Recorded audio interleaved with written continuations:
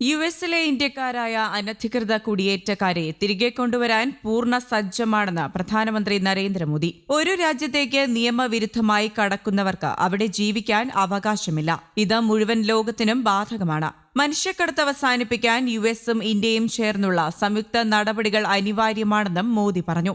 യുഎസിൽ അനധികൃതമായി കുടിയേറിയെന്നാരോപിച്ച നിരവധി ഇന്ത്യക്കാരെ നേരത്തെ യുഎസ് നാടുകടത്തിയിരുന്നു. യുഎസ് സൈനിക വിമാനത്തിൽ ചങ്ങലക്കിട്ടാണ് ഇവരെ ഇന്ത്യയിലെത്തിച്ചത്. ഇത് ഏറെ വിവാദമായിരുന്നു. മുംബൈ ഭീകരാക്രമണ കേസിലെ സൂത്രധാരന്മാരിൽ ഒരാളായ തഹാവൂർ റാണയെ ഇന്ത്യയ്ക്ക് കൈമാറാനും ഇരു നേതാക്കളും തമ്മിലുള്ള കൂടിക്കാഴ്ചയിൽ തീരുമാനമായി.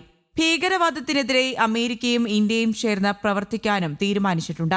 കുടിയേറ്റ വിഷയത്തിൽ അനധികൃതമായി അമേരിക്കയിലേക്ക് ഇന്ത്യക്കാരെ എത്തിക്കുന്ന ഇടനിലക്കാർക്കെതിരെ നടപടി സ്വീകരിക്കാൻ മോദി അമേരിക്കൻ പ്രസിഡന്റിന്റെ സഹായം അഭ്യർത്ഥിച്ചിട്ടുണ്ട്. താരിഫ്, വ്യാപാരം തുടങ്ങിയ വിഷയങ്ങളിലെ ഇന്ത്യയുടെ ആശങ്ക മോദി ട്രംപിന്റെ ശ്രദ്ധയിൽപ്പെടുത്തി. ഈ വിഷയങ്ങളിൽ അനുഭാവപൂർണമായ നിലപാട് സ്വീകരിക്കുമെന്ന പ്രതീക്ഷയിലാണ് ഇന്ത്യ. ഇന്ത്യയുമായി ചരിത്രത്തിലെ ഏറ്റവും വലിയ വ്യാപാര ഇടനാഴി ആരംഭിക്കുമെന്നും ട്രംപ് പ്രഖ്യാപിച്ചിരുന്നു. ഇന്ത്യയും സൈനിക വ്യാപാരം വർദ്ധിപ്പിക്കാനും ധാരണയായിട്ടുണ്ട്.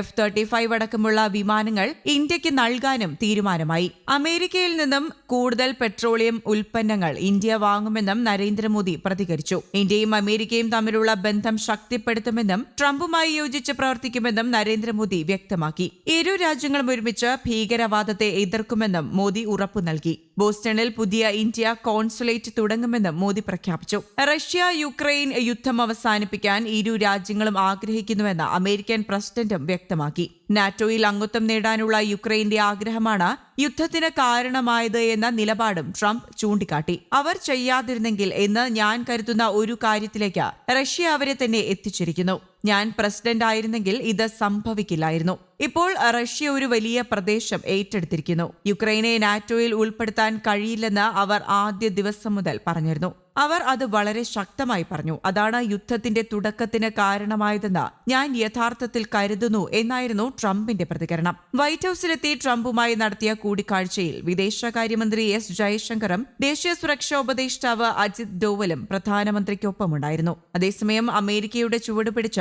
ചരിത്രത്തിലെ ഏറ്റവും വലിയ നാടുകടത്തലിന് ബ്രിട്ടീഷ് സർക്കാരും ഒരുങ്ങുകയാണ്. പുതിയ റിപ്പോർട്ട് പ്രകാരം 800 പേരെ UK സർക്കാർ ഇതിനകം തന്നെ നാടുകടത്തിയിട്ടുണ്ട്. ഈ സാഹചര്യത്തെ ഇന്ത്യ ആശങ്കയോടെ തന്നെയാണ് നോക്കിക്കാണുന്നത്. ഇന്ത്യയിൽ നിന്നുൾപ്പെടെ വിദ്യാർത്ഥി വിസകളിൽ UKയിൽ നിരവധി പേർ എത്തിയിട്ടുണ്ട്. ഇവർക്കവിടെ തൊഴിൽ ചെയ്യുന്നതിന് നിയന്ത്രണങ്ങളും ഏർപ്പെടുത്തിയിട്ടുണ്ട്.